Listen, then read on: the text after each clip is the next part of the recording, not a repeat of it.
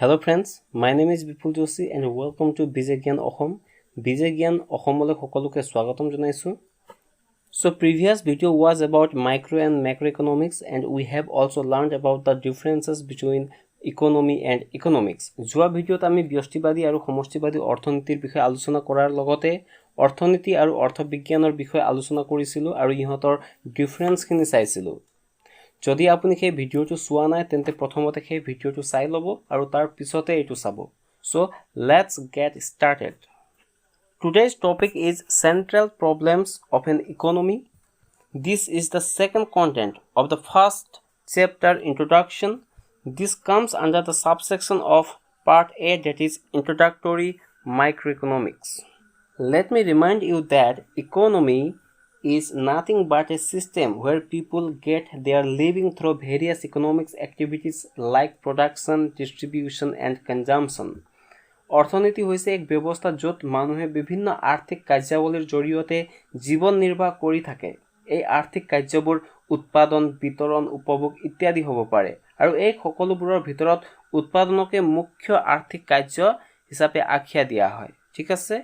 অন্যহাতে ইকোনমিক্স হৈছে সমাজ বিজ্ঞানৰ এটা অংশ য'ত মানুহৰ বিভিন্ন অৰ্থনৈতিক কাৰ্যাৱলীৰ বিষয়ে অধ্যয়ন কৰা হয়। Now what is production? The production process refers to creation of new goods and services or to transfer a good or raw materials into another good. উৎপাদন হৈছে এক প্ৰক্ৰিয়া য'ত কোনো এটা নতুন সামগ্ৰী বা সেৱা প্ৰস্তুত কৰা হয় অথবা কোনো দ্ৰব্য সামগ্ৰীক অন্য এটা দ্ৰব্য সামগ্ৰীলৈ ৰূপান্তৰিত কৰা হয়। আমি সকলোবোৰ উৎপাদন কাৰ্য নিজৰ অভাৱ পূৰণৰ বাবে কৰোঁ। ওকে, আমাৰ অভাৱবোৰ অসীম আৰু এটা অভাৱ পূৰণ হোৱাৰ লগে লগে অন্য এটা অভাৱে দেখা দিয়ে। এইবোৰ সাগৰৰ ঢৌৰ নিচিনা যি কেতিয়াও শেষ নহয়, কিন্তু সম্পদবোৰ দুষ্প্ৰাপ্য অৰ্থাৎ যিবোৰ সম্পদ আমি চাহিদা আমাৰ অভাৱ বা আমাৰ চাহিদা পূৰণৰ বাবে ব্যৱহাৰ কৰোঁ সেইবোৰ সসীম। সেইকাৰণে আমি সকলো দ্ৰব্য সামগ্ৰী বা সেৱা একেলগে উৎপাদন কৰিব নোৱাৰোঁ অথবা কোনো দ্ৰব্য সামগ্ৰী উৎপাদন কৰিবলৈ ব্যৱহাৰ কৰা উৎপাদনৰ সকলোবোৰ উপাদান একেলগে ব্যৱহাৰ কৰিব নোৱাৰোঁ। So generally every economy faces three types of central problems. These problems are what to produce অৰ্থাৎ কি উৎপাদন কৰা হ'ব, how to produce কেনে ধৰণেৰে উৎপাদন কৰা হ'ব, for whom to produce কাৰ বাবে উৎপাদন কৰা হ'ব। Now we will discuss all three problems systematically and individually. এতিয়া আমি এটা এটাকৈ এই অৰ্থনীতিৰ কেন্দ্ৰীয় সমস্যাবোৰ অধ্যয়ন কৰিম। So number 1 is what to produce অৰ্থাৎ কি উৎপাদন কৰা হ'ব। It is basically the problem of selection of commodities and quantities to be produced. There is a limited resources and thus producers cannot produce all the goods in an economy. That is why they have to choose most important goods and services. অৰ্থাৎ অৰ্থনীতিৰ প্ৰধান কেন্দ্ৰীয় সমস্যা হৈছে উৎপাদন কৰিবলগীয়া দ্ৰব্য সামগ্ৰী বা সেৱাৰ নিৰ্বাচন কৰাটো। অৰ্থাৎ কি উৎপাদন কৰা হ'ব, সেয়েহে সসীম সম্পদৰ বাবে উৎপাদনকাৰী অতি প্ৰয়োজনীয় দ্ৰব্য সামগ্ৰী উৎপাদন কৰিব। It has two dimensions. ইয়াৰ দুটা দিশ আছে। প্ৰথমটো হৈছে kind of goods to be produced অৰ্থাৎ কেনে ধৰণৰ দ্ৰব্য সামগ্ৰী বা সেৱা উৎপাদন কৰা হ'ব আৰু আনটো হৈছে quantity to be produced অৰ্থাৎ নিৰ্বাচিত দ্ৰব্য সামগ্ৰী কি পৰিমাণত উৎপাদন কৰা হ'ব। Okay, suppose a farmer is going to produce a crop in his farm having factors of production.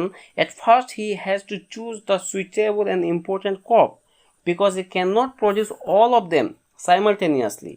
You have to mind that in an economy every economic agent is rational. অৰ্থনীতি এখনত সকলো ইকোনমিক এজেন্ট বিবেক সম্পন্ন বুলি ভবা হয়, ধৰি লোৱা হয় আৰু প্ৰত্যেকে নিজৰ লাভ লোকচান অনুসৰি নিজৰ সিদ্ধান্তবোৰ লয়। Okay, so here you have to also know what is factors of production. Factors of production refers to the inputs available to supply goods and services in an economy. There are four types of factors of production in an economy. They are land, labor, capital and entrepreneur or organization. উৎপাদন প্ৰক্ৰিয়াত যিবোৰ আহিলা ব্যৱহাৰ কৰা হয় সেইবোৰকে উৎপাদনৰ উপাদান আখ্যা দিয়া হয়। সাধাৰণতে অৰ্থনীতি এখনত 4 প্ৰকাৰৰ উৎপাদনৰ আহিলা থাকে সেইবোৰ হৈছে ভূমি শ্ৰম মূলধন আৰু সংগঠন গতিকে এই ধাৰণাটো বুজিবলৈ উৎপাদনৰ আহিলাৰ এইখিনি কথাকে মনত ৰাখা এতিয়া পৰৱৰ্তী পৰ্যায়ত মই উৎপাদনৰ আহিলাক বিস্তৃতভাৱে আলোচনা কৰিম so if you want one extra video then please do comment in the comment section গতিকে কেনেকুৱা দ্ৰব্য কিমান পৰিমাণত উৎপাদন কৰিব খেয়া সম্পূৰ্ণভাৱে উৎপাদনকাৰীৰ বিবেকৰ ওপৰত নিৰ্ভৰ কৰিব যদি তেওঁ সাৰ্ভাইভেল বা জীয়াই থাকিবৰ বাবে উৎপাদন কৰিব বিচাৰে তেন্তে তেওঁ ধান বা ঘেঁহু উৎপাদন কৰিব if he want to produce to get some extra money then he will produce some cash crops okay so cash crops means those crops which have large demand in the market and farmer can gain the instant profit by selling those in the market আকৌ যদি তেওঁ ব্যক্তিগত উপভোগৰ বাবে উৎপাদন কৰে তেন্তে কম পৰিমাণে উৎপাদন কৰিব আৰু যদি বজাৰত বিক্ৰী কৰিবলৈ উৎপাদন কৰে তেন্তে অধিক পৰিমাণত উৎপাদন কৰিব নেক্সট হৈছে হাউ টু প্ৰডিউস অৰ্থাৎ অৰ্থনীতি এখনৰ দ্বিতীয়টো কেন্দ্ৰীয় সমস্যা হৈছে হাউ টু প্ৰডিউস কেনেদৰে উৎপাদন কৰিব অৰ্থনীতিৰ এই সমস্যাটো উৎপাদনৰ কৌশলৰ লগত জড়িত টেকনিক অফ প্ৰডাকচনৰ লগত জড়িত This problem refers to the selection of technique to be used for the production of goods and services. Okay, there are two types of techniques. অৰ্থনীতি এখনত দুই ধৰণৰ কৌশল পোৱা যায় অৰ্থাৎ উৎপাদন কাৰ্যত দুই ধৰণৰ কৌশল অৱলম্বন কৰা হয় সেইবোৰ হ'ল labor intensive technique.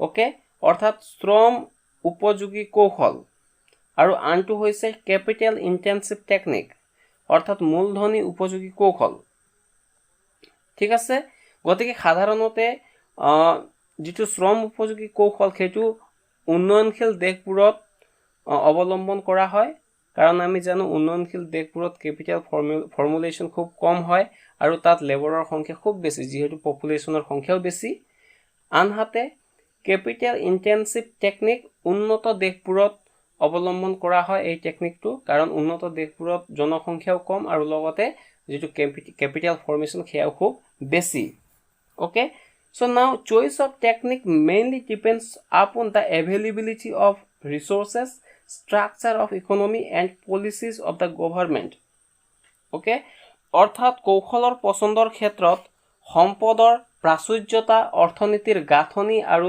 চৰকাৰৰ নীতি নিয়মে গুৰুত্বপূৰ্ণ ভূমিকা গ্ৰহণ কৰে গতিকে এক্সামত আহিলে এই চাৰিটা okay কাৰণ তোমালোকে লিখিব লাগিব অৰ্থাৎ there are 4 factors and you have to write in the examination okay now the third central problem of an economy is for whom to produce অৰ্থাৎ অৰ্থনীতিৰ তৃতীয়টো কেন্দ্ৰীয় সমস্যা হৈছে কাৰ বাবে উৎপাদন কৰা হ'ব so due to limited resources we cannot satisfy all the wants of people অৰ্থাৎ সম্পদৰ দুষ্প্ৰাপ্যতাৰ বাবে সমাজৰ সকলো শ্ৰেণীৰ অভাৱসমূহ আমি একেলগে পূৰণ কৰিব নোৱাৰো গতিকে সমাজৰ কোন শ্ৰেণীৰ বাবে দ্ৰব্য সামগ্ৰী উৎপাদন কৰা হ'ব সেয়া নিৰ্ণয় কৰাটো এক প্ৰত্যাহ্বান যদি আমি দুখীয়া শ্ৰেণীৰ বাবে দ্ৰব্য সামগ্ৰী উৎপাদন কৰিব বিচাৰো তেন্তে আমি প্ৰয়োজনীয় দ্ৰব্য সামগ্ৰী উৎপাদন কৰিব লাগিব আৰু যদি ধনী শ্ৰেণীৰ বাবে উৎপাদন কৰো তেন্তে এক্সপেন্সিভ আৰু লাক্সাৰিয়াছ গুডছবোৰ আমি বেছিকৈ উৎপাদন কৰিব লাগিব ঠিক আছে so now one question may arise in your mind that what leads this central problem in an economy অৰ্থাৎ কোনবোৰ ফ্যাক্টৰে কোনবোৰ কাৰণে অৰ্থনীতিৰ এই কেন্দ্ৰীয় সমস্যাবোৰ উদ্ভাৱন কৰে well the answer is the compulsion of making choices among alternative uses of scarce resources to get maximum satisfaction অৰ্থাৎ অসীম অভাৱ দূৰীকৰণৰ বাবে অথবা সৰ্বাধিক সন্তুষ্টি আহৰণৰ বাবে বিকল্প সম্পদ যি ধৰণেৰে ব্যৱহাৰ কৰা হয় তাৰ বাবে অৰ্থনীতিৰ কেন্দ্ৰীয় সমস্যাসমূহ উদ্ভৱ হয় সো বেসিক্যালি তিনিটা কাৰণবশত অৰ্থনীতিৰ কেন্দ্ৰীয় সমস্যাসমূহ উদ্ভৱ হয় এইবোৰ হৈছে হিউম্যান ওয়ান্টস আৰ আনলিমিটেড অৰ্থাৎ আমাৰ অভাৱবোৰ অসীম নেক্সট ইজ ৰিসোৰ্সেস আৰ স্কাৰ্স অৰ্থাৎ এই অসীম অভাৱ দূৰীকৰণৰ বাবে থকা সম্পদসমূহ সসীম বা দুষ্প্ৰাপ্য আৰু আমি জানো দুষ্প্ৰাপ্য means scarcity scarce resources means limited supply in terms of their demand. Number 3 is resources have alternative uses. অর্থাৎ সম্পদসমূহ বিকল্প ব্যৱহাৰযোগ্য ওকে আমি এটা সম্পদকে বিভিন্ন ধৰণেৰে আমি ব্যৱহাৰ কৰিব পাৰো ফৰ এক্সাম্পল এজন খেতিয়কৰ যদি এটা এডোখৰ মাটি থাকে তেন্তে সেই মাটিডোখৰ তেওঁ বিভিন্ন ধৰণেৰে ইউটিলাইজ কৰিব পাৰে সাপোজ যদি তেখেতৰ খাদ্যৰ প্ৰয়োজন তেতিয়াহলে তাত শস্যসমূহ উৎপাদন কৰিব পাৰিব যদি তেখেতে ভাবে যে গাঁৱৰ স্বাস্থ্য খণ্ড ইমান ভাল নহয় স্বাস্থ্যৰ অৱস্থা ইমান ভাল নহয় তেতিয়াহলে তাত মেডিকেল এখন এস্টাবলিশ কৰিব পাৰে যদি ভাবে যে বিদ্যালয় এখন নাই গাঁৱত তেতিয়াহলে বিদ্যালয় এখন প্ৰতিষ্ঠা কৰিব পাৰে ঠিক একেদৰে এটা পাৰ্ক এটা বনাব পাৰে গতিকে সেইটো টোটালি তেখেতৰ বিবেকৰ ওপৰত নিৰ্ভৰ কৰিব তেখেতে কেনেদৰে সিদ্ধান্তবোৰ লয় so this is the complete analysis of the topic hope you all understand if you have any questions then please ask in the comment section you can also join our Facebook page and you can also ask questions there if you like this video please press the like button এই ভিডিওটো share কৰক যাতে আপোনাৰ বন্ধুবোৰে জ্ঞান আহৰণ কৰিব পাৰে so this is Vipul Joshi signing off today thank you